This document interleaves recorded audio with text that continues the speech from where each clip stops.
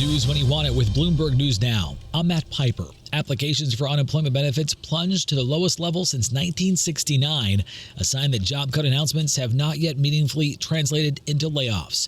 Bloomberg's Michael McKee says initial claims fell by 26,000. 189,000 is the jobless claims number. It's sort of ridiculously low here. 215,000 was the number for the prior week. On a continuing basis, 1,785,000, down from 1,808,000.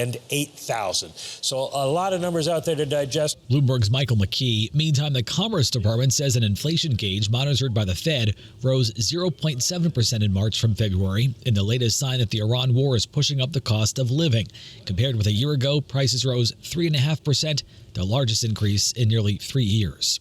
Iran is ramping up the rhetoric as the naval standoff with the U.S. is still underway. Its supreme leader says Iran will guard its nuclear and missile capabilities like its borders, and says foreigners have no place in the Persian Gulf except for the depths of its waters.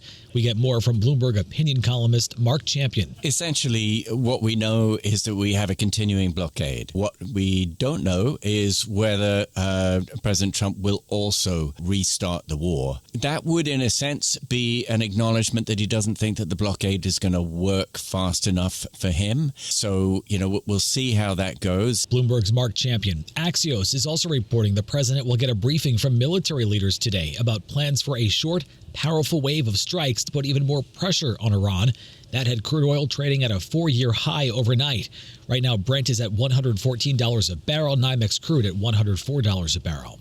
On the war, Defense Secretary Pete Hegseth is facing another day of grilling on Capitol Hill, this time from members of the Senate Armed Services Committee. Hegseth battled with Democrats during a nearly 6-hour House Armed Services Committee hearing yesterday.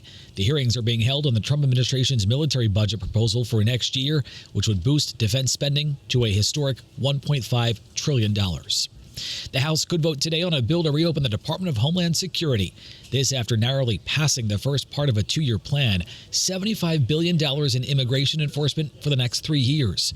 Bloomberg government's Maeve Seehey has more from Washington. Speaker Johnson said that he wanted to wait to put funding for the rest of the department on the floor until kind of kicking off budget reconciliation, which happened last night after a lot of arm twisting. So it appears that that's on the right track. Obviously, things could change. Bloomberg government's Maeve Seehey reports the move is a step closer to ending the longest partial government shutdown in history.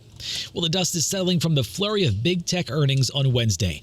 Right now, Meta shares are plunging after the company raised its spending outlook for the year, driven by its AI strategy. Alphabet shares are up nearly 5% as its Google is seeing a clear payout from its AI spending. Mandeep Singh is global head of tech research at Bloomberg Intelligence. Some of this CapEx increase is tied to component pricing. I mean, some estimates are out there that, almost 25 to 30% of the CapEx is going towards memory right now. And because of that memory price increases, these companies are not adding more capacity. It's more to do with the fact that they have to pay up for getting the memory right now for all of the AI infrastructure they're building. Mandeep Singh with Bloomberg Intelligence. Speaking of AI, White House officials are preparing a memo that outlines requirements for AI deployment by national security agencies.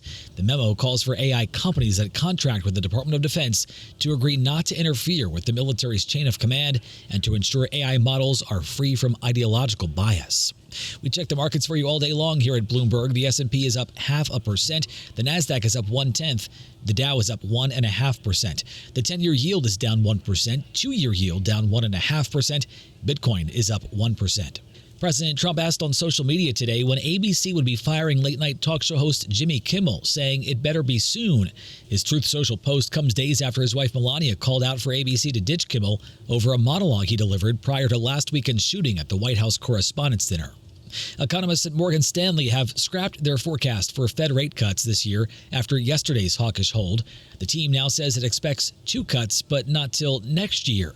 Morgan Stanley chief U.S. equity strategist Mike Wilson says stocks can keep powering through with rates where they are. The market is doing a very good job of trying to digest all of these, different variables. But at the end of the day, as we focus on earnings, as always, probably the most important variable assuming that, the interest rate environment is stable. And I think that's where we are. Hear the full conversation with Morgan Stanley's Mike Wilson on the Bloomberg Talks podcast. That's news when you want it with Bloomberg News Now. I'm Matt Piper, and this is Bloomberg.